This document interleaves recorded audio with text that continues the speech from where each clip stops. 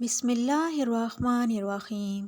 قرآن مجید میں بہت سارے احکام ایسے ہیں جن کا تعلق ظاہر سے ہے، ظاہر اللہ کی مرضی کے مطابق ہو جائے۔ اسی طرح بہت سارے احکام ایسے ہیں جن کا تعلق باطن سے ہے کہ باطن اللہ کی مرضی کے مطابق ہو جائے، کہ دل اللہ کی رضا میں راضی ہو جائے، یعنی کہ دل اللہ کی مرضی کے مطابق چلے۔ سائنس حیران ہے کہ انسان کی مشینری کو کس طرح سے ڈیزائن کیا گیا۔ اللہ تعالیٰ نے ایسا بہترین بنایا انسان کو کہ سائنسدانوں کے پاس بھی جواب نہیں ہے کہ اللہ تعالیٰ نے آخر انسان کو بنایا کیوں ہے۔ ہم سب کہتے ہیں کہ قرآن مجید کا تعلق ہدایت سے ہے، لیکن اصل میں ہم اس کا مطلب خود بھی نہیں سمجھتے کہ اس کا مطلب ہے کیا۔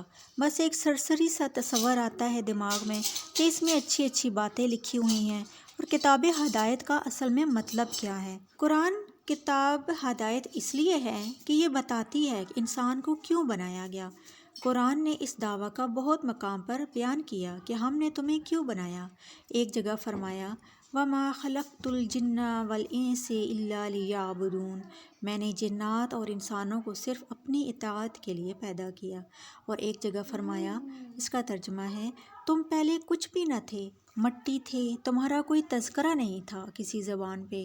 اس کے بعد مٹی، درخت، گھاس سے پانی ہم نے جمع کر کے ایک نطفے کی شکل دی، پھر اس نطفے سے تمہیں بنایا اور تمہیں سنتا دیکھتا بنا دیا۔ اس نے مٹی کو مختلف مراحل سے گزار کر پانی کا قطرہ بنایا، اور پانی کے قطرے سے تمہیں انسان بنا دیا۔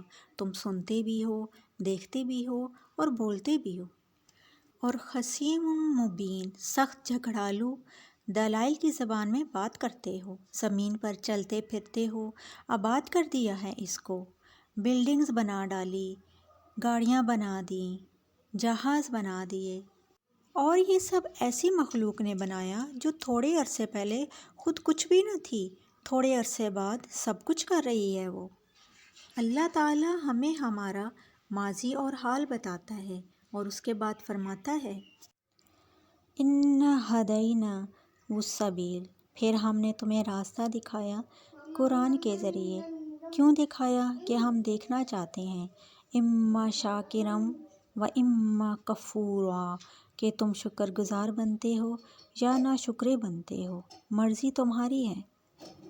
مطلب یہ ہے کہ ہمیں فلمیں دیکھنے کے لیے نہیں پیدا کیا، ہمیں جوا کھیلنے کے لیے پیدا نہیں کیا، اور ہمیں ٹک ٹاک پر اپنا وقت گزارنے کے لیے نہیں بنایا، ہمیں گوسپ کرنے اور من پسند ساتھی کے ساتھ دل بہلانے کے لیے نہیں بنایا۔ بچوں کو ہم سکول بھیجتے ہیں، بچے تنگ کرتے ہیں، ماں باپ پھر بھی بھیجتے ہیں، اس لیے کہ اگر ابھی ہم آرام ان کو دے دیں گے تو بعد میں وہ یہ آرام ان کو نہیں ملے گا، پھر بعد میں ان کو مزدوری کرنا پڑے گی۔ عقل مند انسان اپنے آج کو کل پر قربان کرتا ہے۔ آج مشقت اٹھا لو تاکہ کل سکون مل جائے، اور بے وقوف آج کی زندگی میں آرام چاہتا ہے اور اپنے کل کو برباد کر دیتا ہے۔ قرآن پاک میں اللہ تعالیٰ نے بتایا ہے کہ دیکھوں گا کون ہے جو میری مان کر شکر والی زندگی گزارتا ہے، اور کون ہے جو نافرمانی کر کے ناشکرا بن جاتا ہے۔ یہ ہے انسان کی پیدائش کا اصل مقصد۔ ارشاد ہے، اللہ نے آسمان اور زمین بنائے، یہ ساری کائنات بنائی تاکہ انسانوں کو پتہ چل جائے کہ اللہ جو چاہتا ہے کرتا ہے، ہر چیز کی طاقت ہے اور کوئی چیز اس کے علم سے باہر نہیں۔ یہاں اپنی طاقت اور قوت کا اظہار اللہ انسانوں کی جنرل نالج میں اضافے کے لیے نہیں کر رہے، اس لیے کر رہے ہیں تاکہ تم اللہ کی مان کے چلو۔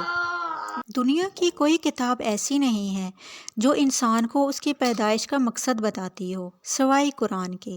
دنیا کی جتنی کتابیں ہیں، زندگی گزارنے کے لیے جن چیزوں کی ضرورت ہوتی ہے وہ تو بتاتی ہیں، لیکن زندگی گزارنے کے لیے روٹی بھی چاہیے، صاف پانی بھی چاہیے، اور لباس بھی چاہیے۔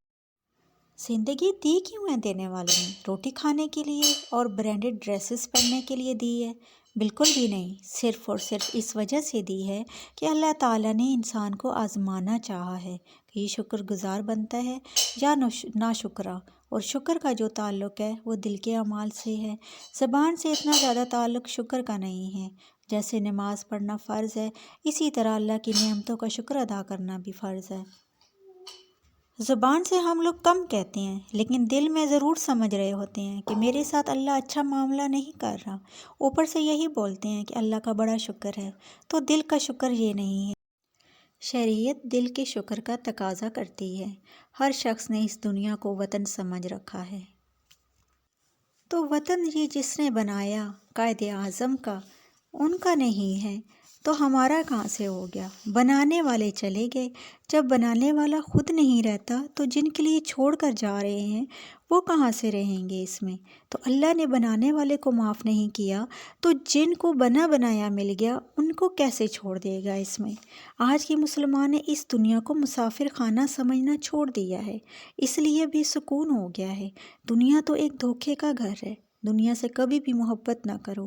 علماء نے شکر کے کچھ درجات بیان کیے ہیں، تو آئیں ہم اپنے آپ سے وعدہ کرتے ہیں کہ آج سے شکر کے تقاضے پورے کرنے کی کوشش کریں گے۔ تو جب کوشش کریں گے تو اللہ کی مدد بھی شامل حال ہو جائے گی۔ اللہ پاک فرماتے ہیں شکر کرو گے تو اور دوں گا۔ شکر کا پہلا درجہ کیا ہے کہ جس نے نعمت دی ہے نعمتوں کی نسبت اسی کی طرف کرے، تو خود شو نہ مارے کہ یہ میرا کمال ہے، میری ذہانت ہے یا میرا تجربہ ہے۔ امام شافعی فرماتے ہیں کہ اگر محنت سے روزی مل جاتی تو میں اتنی محنت کرتا کہ آسمان کے ستاروں تک پہنچ جاتا۔ اس کا یہ مطلب نہیں ہے کہ محنت سے نہیں ملتی تو محنت کرنا چھوڑ دیں، محنت تو کریں مگر نظر محنت پہ نہ رکھی جائے۔ اگر کسی کی تقدیر میں اللہ نے دولت لکھی ہے تو بیٹھے بیٹھے ہاتھ میں ٹہنی پھل دینے لگتی ہے، اور اللہ جس کو روزی نہ دینا چاہے، محروم کرنا چاہے تو کسی بھی حکمت سے کبھی اللہ بطور سزا روزی آزمائش کے لیے روزی چھین لیتے ہیں کہ یہ صبر کرتا ہے یا نہیں کرتا۔ پھر جب اللہ چھیننے پر آ جائے تو ایسا شخص جب دور سے دیکھے کہ کنواں پانی سے بھرا ہوا ہے اور وہ کنویں کے قریب آئے پانی پینے کے لیے اور پانی اسے دیکھتے ہی نیچے چلا جائے، اللہ نہ چاہے تو بھرا ہوا کنواں بھی اس کو دیکھ کر نیچے چلا جائے گا۔ پھر لوگ کہتے ہیں کہ پتہ نہیں میرے ساتھ کیا ہو رہا ہے۔ اللہ بتا رہا ہے کہ یہ دنیا رہنے کی جگہ نہیں ہے۔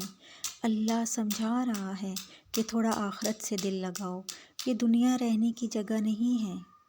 قرآن پاک میں ارشاد ہے کہ اگر ہم دنیا میں ہر شخص کی چاہت پوری کریں، مطلب خواہشات بھی پوری کریں حاجت کے ساتھ، تو اللہ فرماتے ہیں پھر ہماری عبادت کرنے والا اس دنیا میں کوئی نہیں رہے گا۔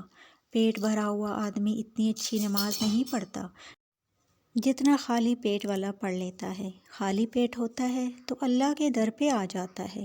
اللہ جس کے ساتھ جو معاملہ رکھے انسان اس پر راضی رہے، اور جو نعمتیں اللہ نے دی ہیں ان کی نسبت اللہ کی طرف رکھے۔ آج کے مسلمان کی نماز بھی کاروبار اور صدقہ بھی کاروبار۔ قارون کو حضرت موسیٰ نے کہا کہ زکوٰۃ ادا کرو، جیسے اللہ نے تم پر احسان کیا تو اللہ کی مخلوق پر احسان کرو۔ تو قارون نے کہا کہ یہ میں نے اپنی محنت اور علم سے کمایا ہے، ان غریبوں کو چاہیے تھا محنت کرتے تو مل جاتا، مجھ سے کیوں مانگتے ہیں؟ تو اللہ پاک نے فرمایا کہ کیا اسے علم نہیں ہے کہ کیسے کیسے طاقتوروں کو ہلاک کیا؟ اللہ فرماتے ہیں کہ ہم نے قارون کو اس کے خزانوں سمیت دھنسا دیا اور قیامت تک دھنستا ہی چلا جا رہا ہے۔ اور جب انسان اللہ کی طرف نسبت کرتا ہے تو اس میں تواضع پیدا ہوتی ہے، تکبر نہیں کرے گا وہ، اس کو پتہ ہوتا ہے کہ وہ مجھے کسی نے دیا ہے ورنہ میری اوقات کہاں ہے۔ تو جب نعمت کی نسبت اللہ کی طرف کریں گے تو تواضع پیدا ہوگی، بڑائی نہیں آئے گی۔ کشکول لے گئے تھے، اللہ نے جھولی بھر دی ہے۔ اللہ سے دعا ہے کہ ہم سب کے لیے آسانیاں فرمائے، آمین۔ سبسکرائب اور شیئر ضرور کر دیجیے گا۔